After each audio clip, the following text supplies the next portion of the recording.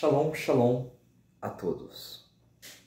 Hoje estarei trazendo um assunto da Parashá Vezut HaBerachá, a última Parashá do Sefer Devarim, a última Parashá da Torá e a mais sagrada e elevada, na minha humilde opinião.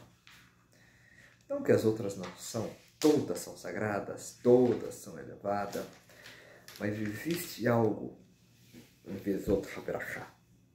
Existe algo, um chamado, uma mitzvah, uma ordem divina, um preceito que vai contra toda a ideia de conformismo, de rotina, de desvalorização, de passageiro. Vezut HaBerachá é a maior prova de que Hashem quer para nós algo eterno. Tem um trecho que eu quero trazer aqui, da onde eu vou tirar e tecer algumas palavras. Diz assim: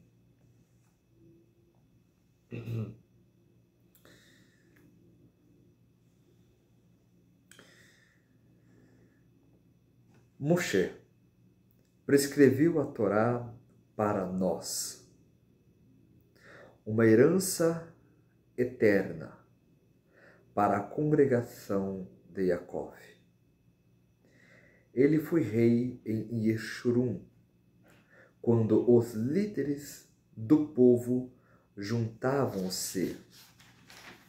As tribos de Israel foram reunidas. É tanto assunto que existe aqui dentro dessa pequena frase. Eu nem vou começar falando do porquê ela está na terceira pessoa, já que Moshe Rabbeinu que escreveu esse texto. Mas eu vou deixar essa parte para uma outra ocasião e focar num pequeno ponto onde ele traz isso daqui.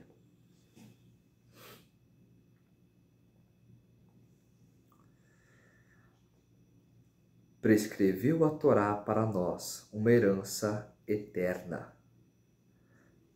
de Yaakov. A Torá é uma herança eterna de Yaakov. Não existe um presente maior. Não existe algo maior. Mas o que significa?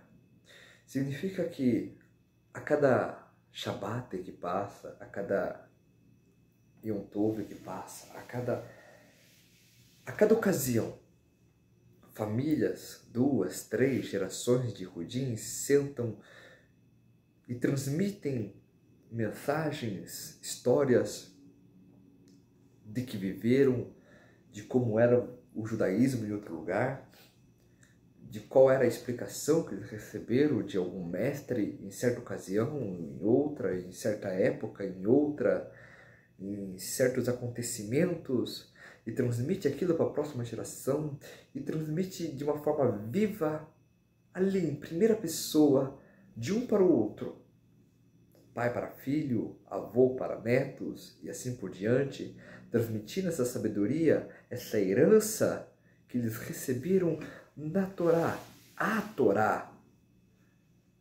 uma herança de Yaakov. Isso mostra o quanto Hashem preza esses momentos. Como em outro lugar está dito, tu inculcarás as palavras na cabeça de teu filho ao andar pelo caminho, ao deitar-te e ao levantar-te.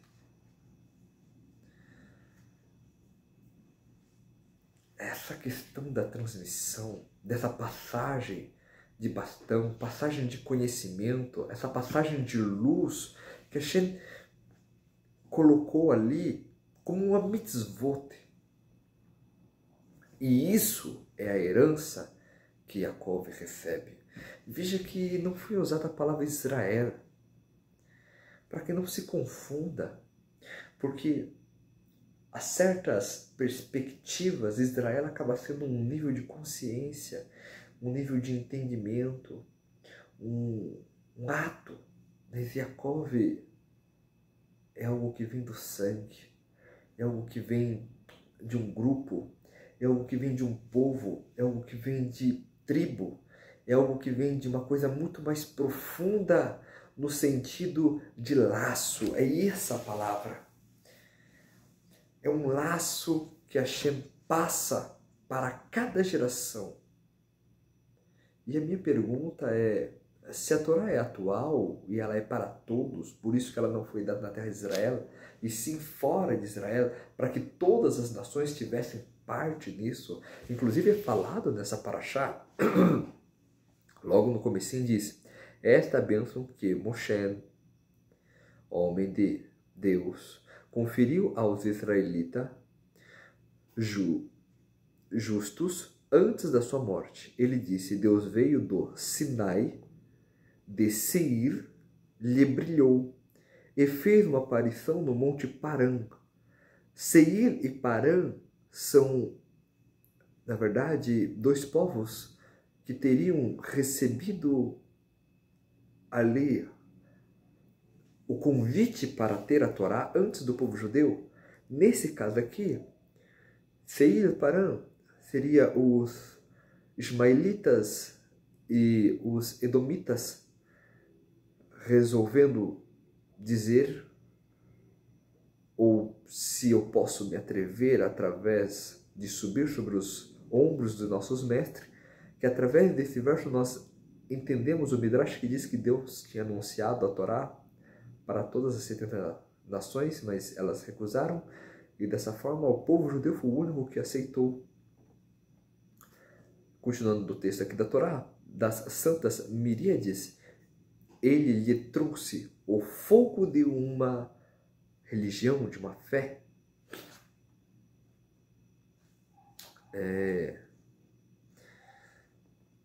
De sua mão direita. Embora haja amor pelas nações, por isso que eu estou falando, essa frase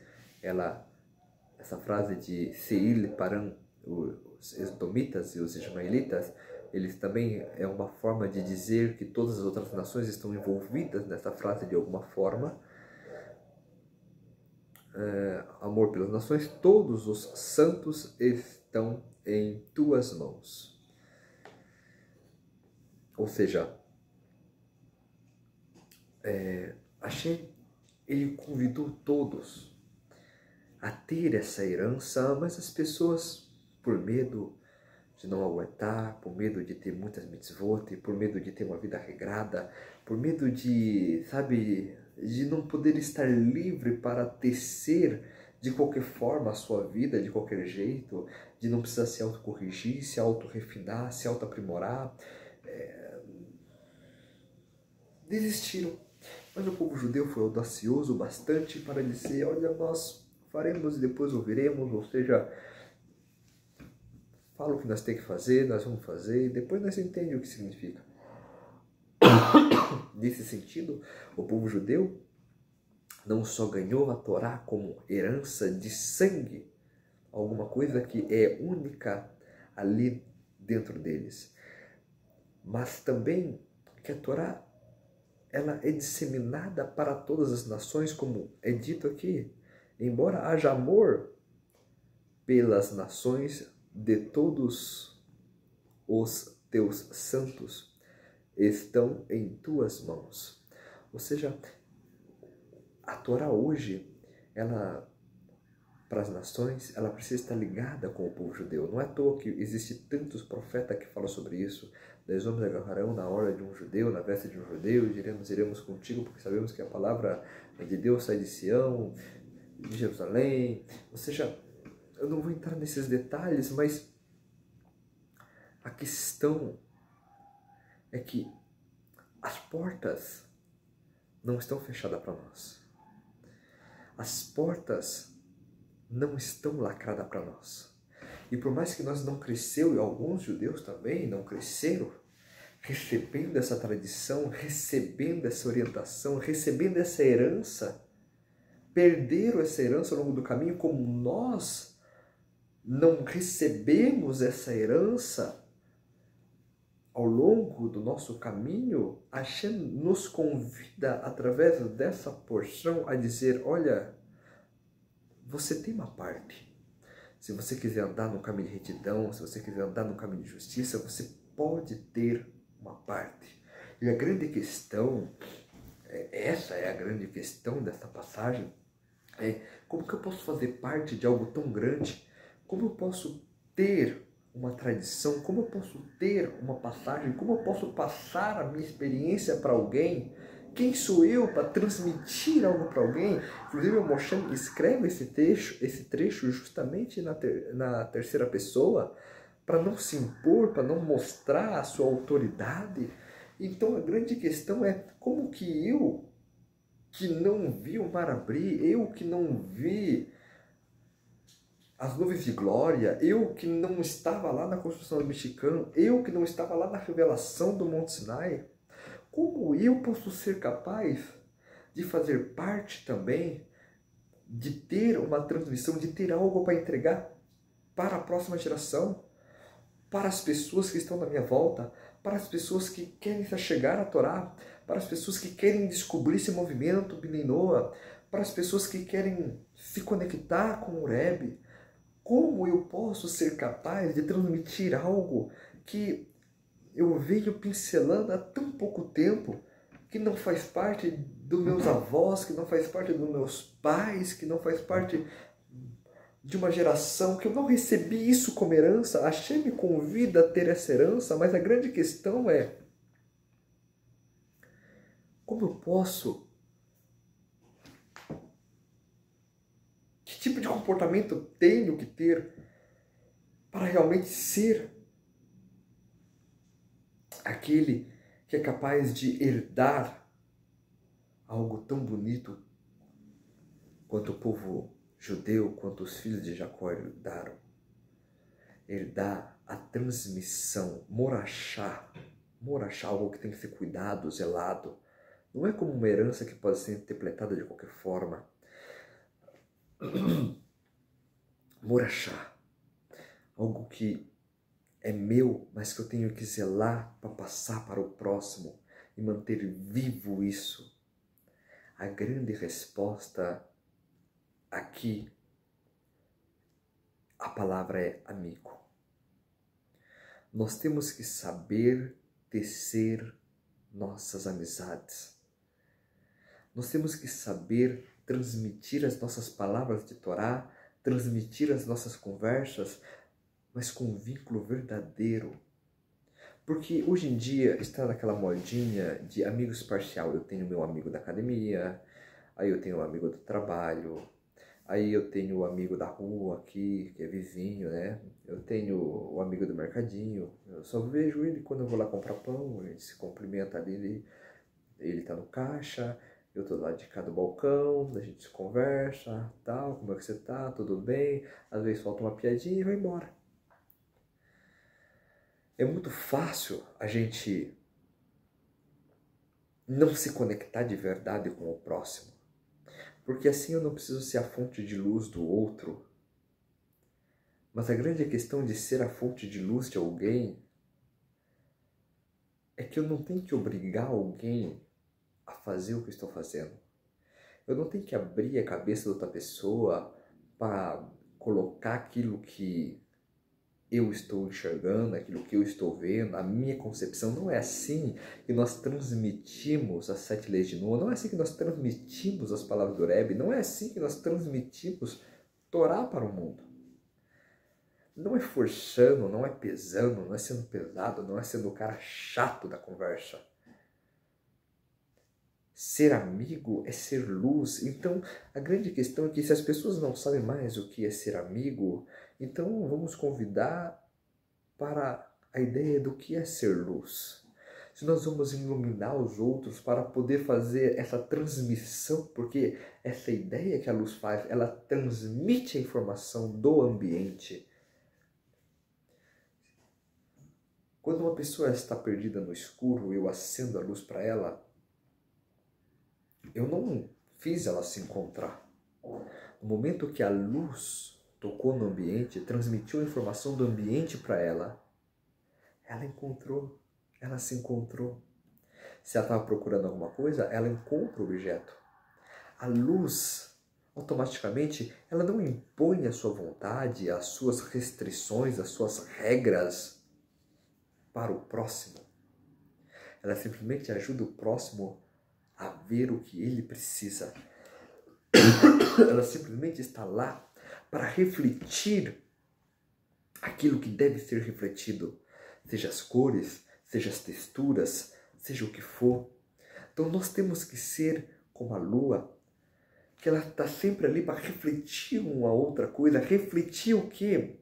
Aquilo que está escrito aqui. Embora haja amor pelas nações, todos os teus santos estão em tuas mãos.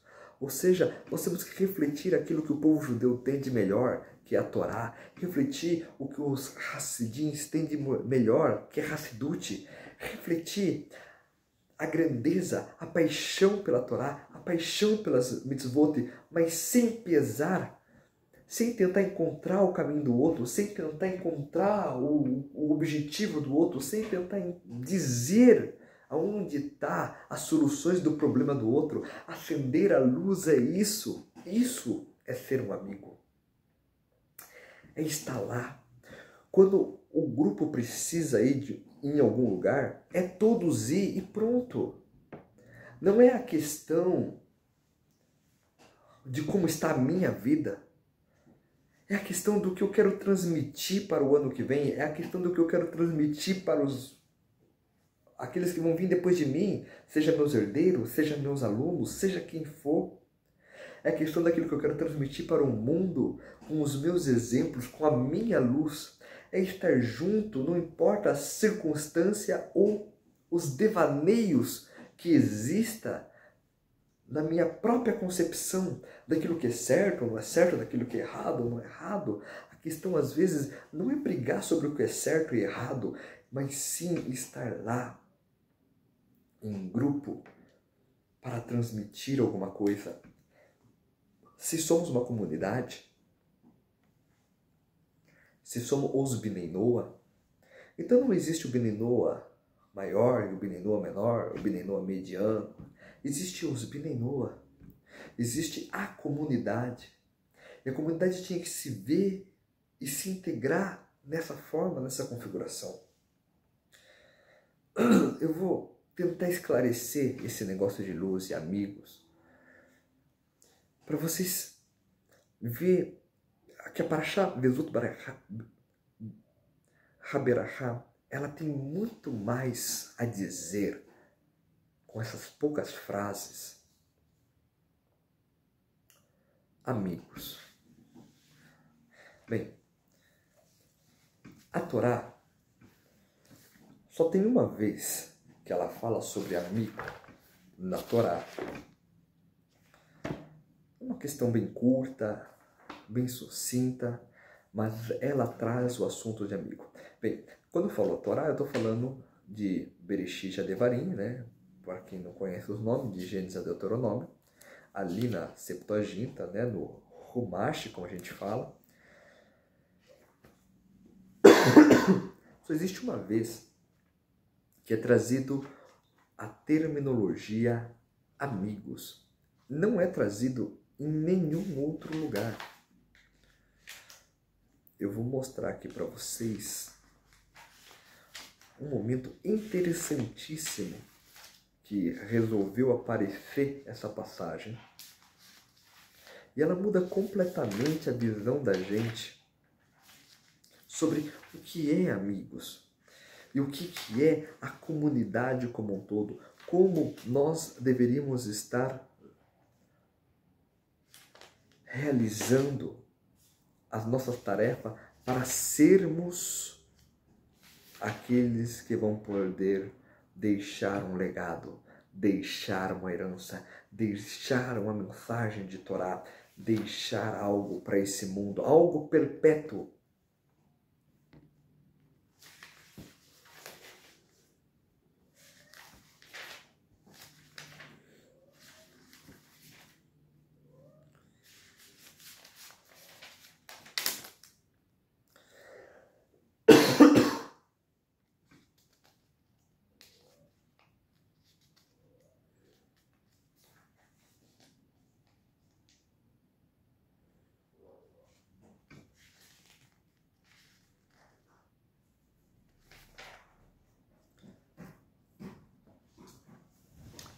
primeira vez que a Torá fala sobre amigos,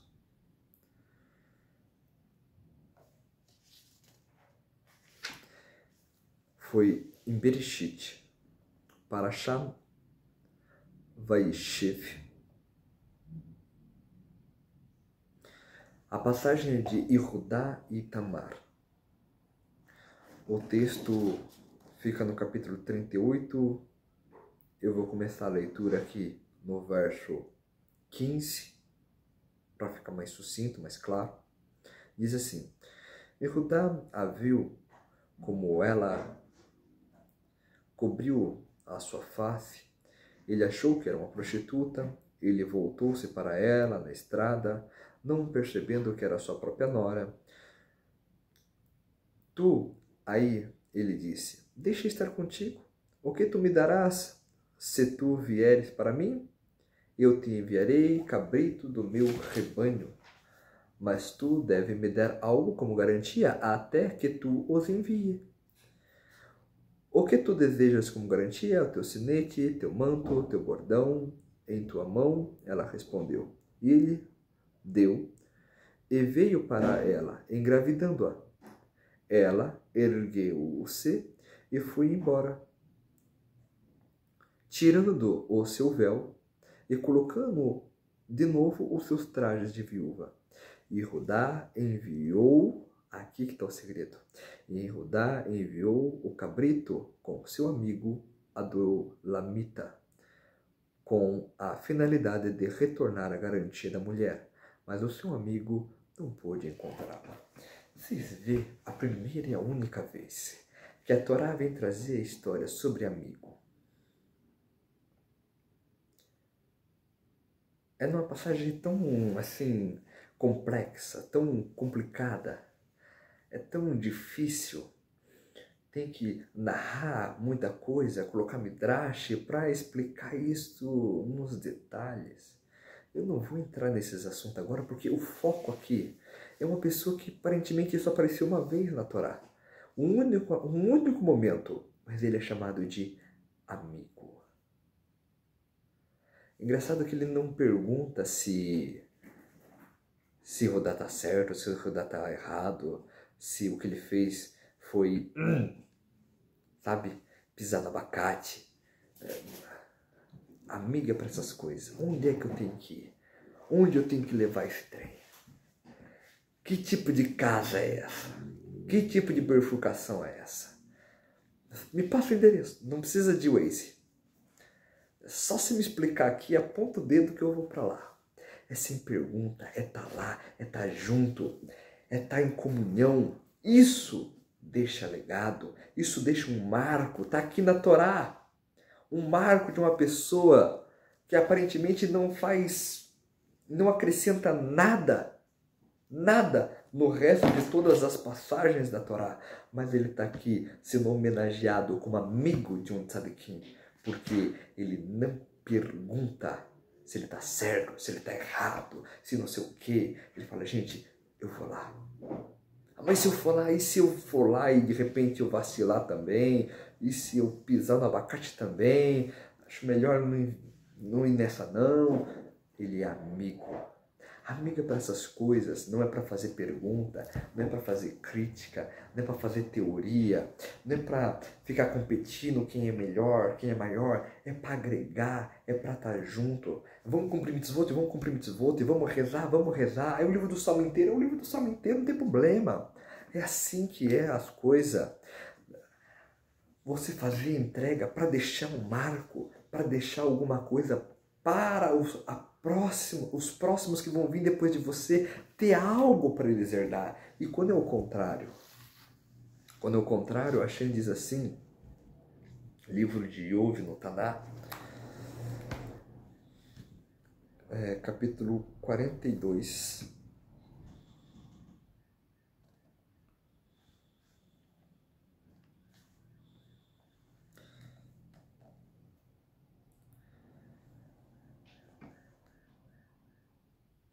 Verso 5. Meus ouvidos sempre escutaram sobre ti, mas agora finalmente te enxergaram meus olhos. Retrato-me a de minhas palavras, e delas me arrependo, percebendo que nada mais sou do que pós cinzas, diz Iov. Após o Eterno falar a Iov suas palavras, o Eterno diz a Elifaz, o Iemenita: minha ira arde contra ti e teus 2 amigos, porque não falaste com correção a meu respeito, como fez o meu servo Iov. Qual é a questão aqui? Qual é a questão aqui? A questão é que os amigos de Jó, amigos de Iov, eles chegaram lá: Jó, acho que você errou, acho que você cometeu um erro, acho que não está muito certo isso aqui não. Tem algum problema aqui? Por que você está passando por isso? Não tem nada novo acontecendo na sua vida, só tem coisa problemática acontecendo, só tem um problema atrás do outro, é uma história mais triste que a outra. Jó, tem certeza que você não pecou? A Shem chega neles e fala: olha, vocês vão fazer um sacrifício e Iov vai rezar por vocês, eu vou atender a voz deles, por causa que vocês não foram amigos de verdade. O que é um amigo de verdade? O que isso tem a ver com Vezot Haberahá? O que isso tem a ver com Vezot Haberahá? Moshe Rabbeinu, o mais humilde de todos os homens, ele desce do Monte Sinai. O povo lá embaixo fazendo idolatria. Um bezerro de ouro plantado nos pés do monte do Eterno. Não vou entrar nos pormenores, tal, que foi bravo, que não foram os judeus que fizeram. Não vou entrar nesses detalhes agora. O foco aqui é Moshe Rabbeinu ver aquela cena. O que ele faz? Ele quebra as placas dos 10 mandamentos. As 2 placas de pedra dos 10 mandamentos. Existe uma lei na Torá que diz que quando uma pessoa está com raiva, com ira, quando ela se enfurece, ela é culpada de idolatria. Porque toda vez que você se enfurece, olha só, que hidush, toda vez que você se enfurece, é como se aquilo que estivesse acontecendo aleatoriamente, sem a vontade do divino.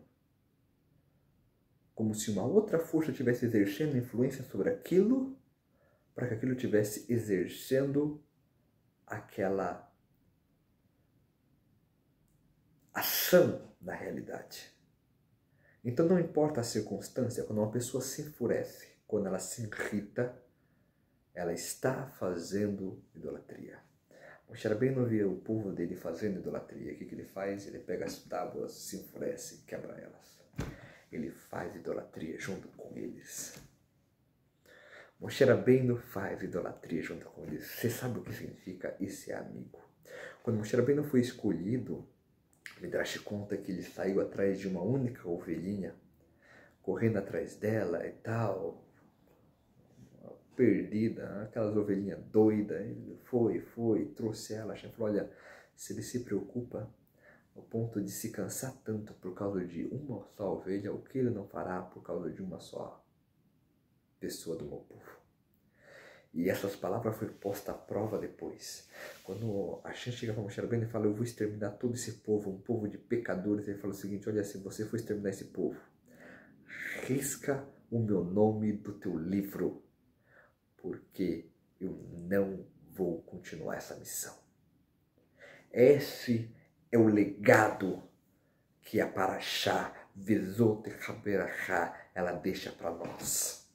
São os nossos atos de estar junto, são os nossos atos de fidelidade, de participar do Shabat, de fazer as rezas, de fazer estudos em grupo, de fazer rezas em grupo, de ajudar o próximo, de viajar para a casa do Rabino, para a sinagoga do Rabino junto. São esses pequenas coisas, pequenos marcos que nos unem, mas mais do que isso, que coloca nós dentro da Parashá, que nos dá para nós um legado para ser transmitido para a próxima geração, que faz através dessa conexão com o povo judeu, dessa conexão com os santos, a nossa abertura, a nossa porção por misericórdia e bondade divina, para que nós tenhamos uma vida feliz, boa, doce, agradáveis, com história, com a presença divina. E é isso que essa paraxá deixa para nós. Então, vamos nos unir, vamos nos abraçar, vamos estar juntos para que nós possamos tecer o livro das nossas vidas e deixar um legado como luz, assim como Moshe Rabbeinu foi.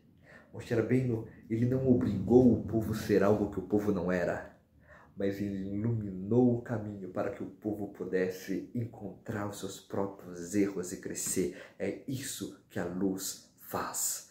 Ela não faz por você, ela mostra como você pode fazer. Vamos nos unir. Hag Sameach Sukkot, Shalom, Shalom e até a próxima.